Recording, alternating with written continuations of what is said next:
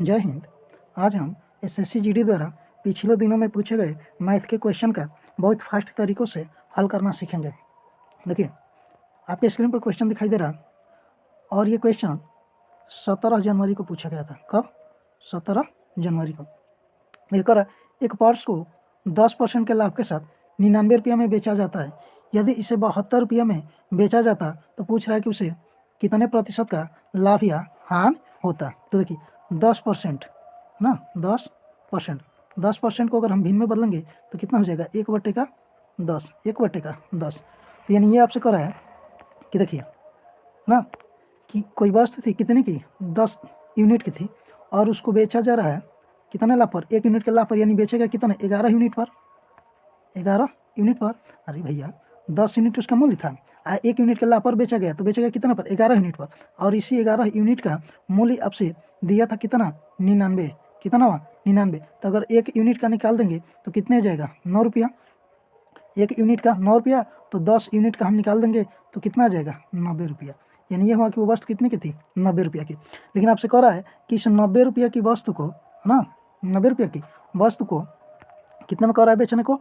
72 रुपये में बेचा जाता। कितना में बेचा जाता? 72 रुपये में। तो ये बताइए, यहाँ से यहाँ तक हम चलेंगे, है ना, या तो इच्छा करें तो आप इसको या तो काटा भी सकते हैं, और नहीं तो यहाँ से इसको क्या कर सकते हैं? अंतर निकाल सकते हैं। तो अंतर हो जाएगा कितना का? देखिए, अंतर यहाँ से हो जाएगा कितने का? 18 का। यानी इसको लॉस कितने का हो रहा है? 18 का। कितने का लॉस हो रहा है? 18 का। तो देखिए, थोड़ा सा जगह बना ले। तो ये आपसे कह रहा है कि 18 रुपये का इसको क्या हो रहा है? नुकसान हो रहा है ना। 18 रुपये का क्या हो रहा है? नुकसान हो रहा है। और कितने पर? 90 पर। तो 18 से इसको कटा लेंगे तो 1/5, 1/5। 1/5 का मतलब कितना हुआ? 20%। या भैया, इसको चाहे तो सबसे गुणा भी कर लीजिए, अगर नहीं समझ में आ रहा है तो यहाँ भी इसको कटा लेंगे तो कितना आ जाएगा? 20%। यानी कितने का लॉस हो रहा है इसको? 20% का। देखिए, हुआ क्या था कि जैसे ये कह रहा था कि 10% का नुकसान हुआ था, तो इस 10 को हमने तोड़ लिया था भिन्न के रूप में, तो 1/10 आया था। 1/10 आया था, ये था। तो 10 रुपया की वो वस्तु थी, और उसको 1 रुपये के लाभ पर बेचा, यानी 11 पर बेचा, और 11 यूनिट का ही मान आपको दिया था 99।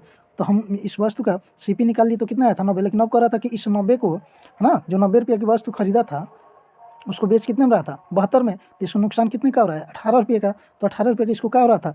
लॉस हो रहा था। 18 रुपये का नुकसान होता रहा था। कितने पर? 90 पर। और इसी को तो कटाए हैं, तो 1/5। 1/5 का मतलब कितना हुआ? 20%। देखिए, नेक्स्ट चलते हैं अगले क्वेश्चन की तरफ।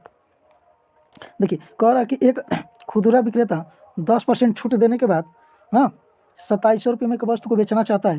तो पूछ रहा है कि वस्तु का अंकित मूल्य क्या था। तो देखिए, 10% यहाँ भी आ गया, है ना, 10%। तो 10% का मतलब कितना हुआ? 1/10, 1/10। ठीक। तो ये देखिए, ये कह रहा है कि देखिए, ये 10 रुपये की अगर वस्तु है तो इस पर छूट कितने को मिल रहा है? 1 का। कितने का मिल रहा है? 1 का। यानी बेच कितने में रहा होगा? 9 यूनिट पर। 9 यूनिट पर। अरे भैया, 10 यूनिट की वो वस्तु हो गई, तो 1 यूनिट का छूट मिला, तो बेचा कितना होगा? 9 यूनिट का। और इसी 9 यूनिट का मान सवाल में आपसे दिया है कितना है? 2700। कितना है? 2700। तो देखिए, इसको कटा ले तो 9 तिरी 2700, 9 तिरी 2700, 300 आया। 300 आपसे कह रहा था कि अंकित मूल्य, तो अंकित मूल्य वस्तु का कितना है? 10 यूनिट। तो यहाँ से 10 यूनिट का अगर हम निकालें, 10 यूनिट का निकालेंगे तो इसमें क्या हो जाएगा? 1 जीरो और बढ़ जाएगा। तो इस हिसाब से कौन सा विकल्प नजर आ रहा है? विकल्प नंबर बी, विकल्प बी। देखिए, नेक्स्ट चलते हैं अगला क्वेश्चन। देखिए, ये कह रहा है कि √6 ये आपको बार बार यानी अनंत तक दिया गया है ना। तो इसमें करना क्या है? इस 6 को हम क्या है, ऐसे नहीं लिख सकते हैं, 2 गुणे का 3 लिख सकते हैं, 2 गुणे का 3। लेकिन यहाँ हम देख रहे हैं कि ये माइनस का साइन है। क्या दिख रहा है? माइनस का साइन। तो नियम ये कहता है कि अगर इस माइनस का साइन रहे तो इसमें छोटी संख्या हमारी क्या हो जाती है? उत्तर हो जाती है। तो इस हिसाब से विकल्प कौन सा सही हो जाएगा? ए। अगर इसी माइनस के जगह पे हमारा क्या रहता? प्लस का साइन रहता, प्लस का साइन रहता, तो उस समय हमारा उत्तर क्या हो जाता? 3 हो जाता। देखिए, अगला क्वेश्चन में ये देखिए, इस क्वेश्चन को देखने से यहाँ से अगर इनको ऐड करें, 8 और 5 यहाँ भी ऐड करें तो कितना हो जाएगा? 13। यहाँ भी अगर ऐड करें तो ये भी कितना हो जा रहा है? 13। यहाँ भी कितना हो जा रहा है भैया? 13। और यहाँ भी कितना हो जा रहा है? 13।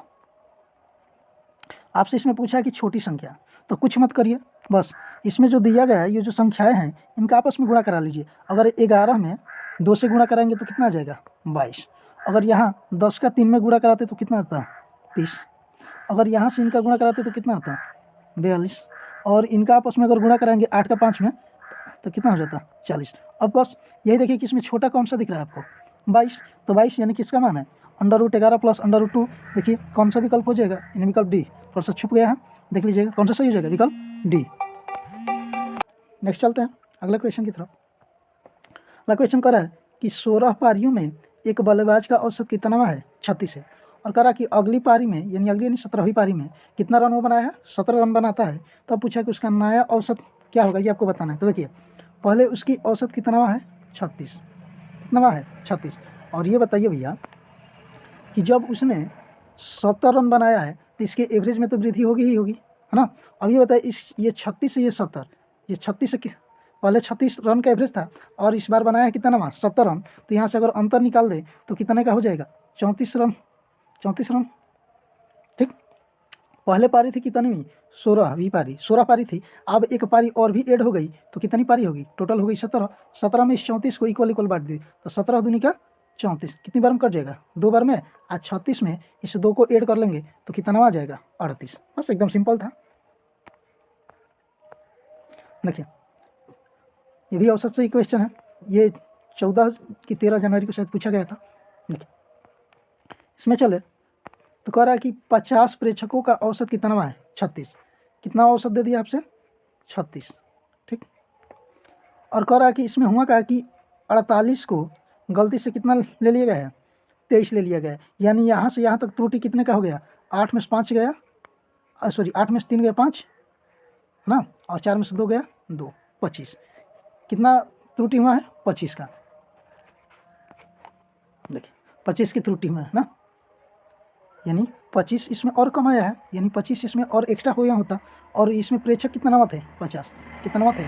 50। तो इस जो त्रुटि हुआ है यानी कम कितना हुआ? 25। इस 25 को इस 50 में इक्वल बांट देंगे तो कितना आ जाएगा?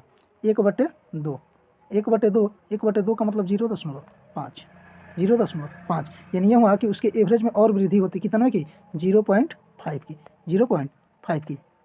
तो इस हिसाब से विकल्प कौन सा सही हो जाएगा? विकल्प डी। अगर ये बताइए कि भैया अगर यहाँ से कहाँ लिए हम प्लस किए हैं कि 48 को उसने 23 कर लिया था, ये ना 23 लिया था, यानी उसके एवरेज में और वृद्धि होती। तो 23 नहीं लिया होता तो अगर 48 रहता तो एवरेज कितना रहता? वैसे ही रह जाता। देखिए नेक्स्ट चलते हैं अगले क्वेश्चन की तरफ।